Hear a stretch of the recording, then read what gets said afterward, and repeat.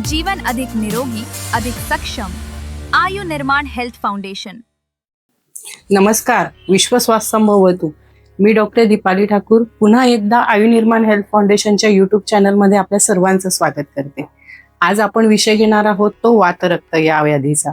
वातरक्त म्हणजे वात या दोषाची आणि रक्त या धातूची होणारी दृष्टी. हे दोन्हीही आपापल्या स्वतंत्र कारणांनी वाढतात आणि त्या जॉईंट्सच्या ठिकाणी जाऊन लक्षणं निर्माण करतात.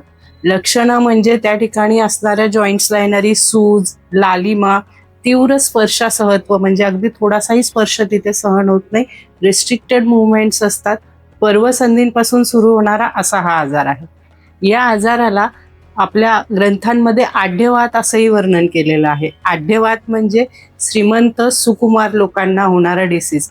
पण आजच्या काळात आपण संदर्भ लावला तर सिडेंटरी लाईफस्टाईल असणाऱ्यांना, व्यायाम न करणाऱ्या लोकांना हा आजार होतो. आयुर्वेदात याची चिकित्सा सांगताना पंचकर्मामध्ये स्नेहन, स्वेदन, विरेचन, रक्तमुक्षण, बस्ती या चिकित्सा श्रेष्ठ सांगितलेल्या आहेत.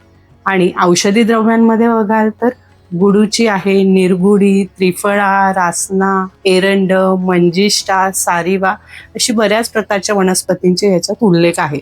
त्यापैकी आपण गुडूची या वनस्पतीबद्दल अधिक माहिती घेऊयात. वातरक्त या आजारावर चिकित्सा करताना वातज्ञ तसंच रक्तदृष्टी दूर करणारे म्हणजेच पित्तावर कार्य करणारे अशा औषधांचा आपल्याला समावेश करावा लागतो.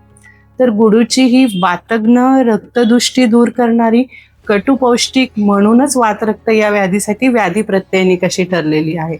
तसंच गुडूची ही प्रमुख रसायन आहे आणि ती त्रिदोषज्ञ देखील आहे. त्यामुळे तिचा या व्याधीमध्ये खूप छान उपयोग होतो. आधुनिक शास्त्रानुसार वातरक्त या व्याधीला गाऊट असं म्हणतात. गाऊट या व्याधीमध्ये प्युरिन नावाचं एक विशिष्ट प्रथिन आहे, ज्याचं सूक्ष्म पचन म्हणजेच मेटाबॉलिझम व्यवस्थित होत नाही, परिणामी हा व्याधी उद्भवतो. या व्याधीमध्ये शरीरातलं युरिक ॲसिडचं प्रमाण वाढलेलं असतं. युरिक ॲसिड म्हणजे आपल्या शरीरात तयार होणारा एक बाय प्रोडक्ट, वेस्ट प्रोडक्ट आहे. जनरली किडनी त्याला सहज आपल्या शरीरातनं बाहेर काढून टाकते, फ्लश आउट करते. पण कुठल्याही कारणांनी जर युरिक ॲसिड वाढलं किंवा किडनीची फ्लश आउट करण्याची क्षमता कमी झाली तर हे युरिक ॲसिड शरीरात साठून राहतं आणि याचे क्रिस्टल्स हे पर्वसंधीच्या ठिकाणी जाऊन राहतात आणि तिथून या व्याधीची सुरुवात होते. आणि मग परिणाम स्वरूप त्या व्याधींची, त्या जॉईंट्सच्या ठिकाणी सूज येणे, अतिशय वेदना असणे, तीव्र स्पर्शासहत्व असणे, लालिमा असणे ही लक्षणं निर्माण होतात. तर या व्याधीत गुडूची कशी कार्य करते?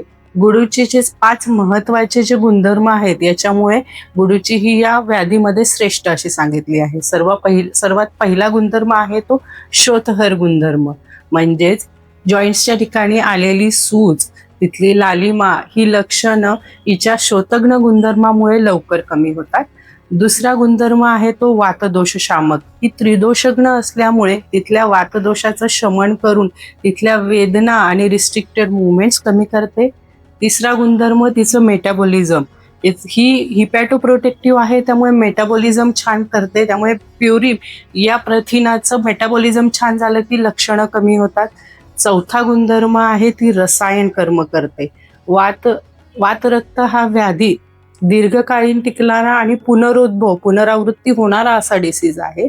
पण हिच्या सेवनाने जर आपली इम्युनिटी वाढली तर आपण हे कंट्रोल करू शकतो. शिवाय ती रक्तप्रसाधन कर्म देखील करते. म्हणजेच रक्तदृष्टी दूर करून विषारी द्रव्य आम बाहेर काढते. त्यामुळे रक्तदृष्टी कमी होऊन लक्षणं कमी होतात. पण हे सर्व करत असताना गुडूची घ्यायची कशी? तर गुडूची घेताना आपण गुडूची चूर्ण, गुडूचीचा काढा, गुडूचीचा ज्यूस, घनवटी या स्वरूपात घेऊ शकतो. किंवा गुडूची हे प्रधान द्रव्य असणारं आयु निर्माण हेल्थ फाउंडेशनचं कैशोर गुगुळ हे देखील आपण या व्याधीमध्ये घेतलं तर खूप छान फरक पडतो.